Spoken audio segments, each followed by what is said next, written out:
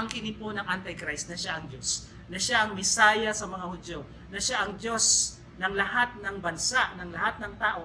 Aangkinin niya po ito at papasok sa doon sa loob ng templo. At yung nangyari noong AD 70, mauulit uli sa end times. So, this is a very exciting prophecy and history also na mangyayari. Yung history nakakonected dito sa modern fulfillment nitong prophecy. Kaya lahat po ito ay malapit nang mangyari. Kaya kung iniisip yung matagal pa, delikado po yan, mas maigi na pong iniisip nating malapit na. Kaya sabi doon, pag nakita niyo yung igos, ibig sabihin, no, yung pamumulaklak, no? Pamumulaklak ng igos, the summer is near. Ganon din, pag nakita niyo itong mga pangyayaring ito, ibig sabihin malapit na. Nandyan na siya banda, malapit na sa gate. So wag niyo isiping matagal pa, dahil pag inisip nating matagal pa, baka hindi tayo maganda.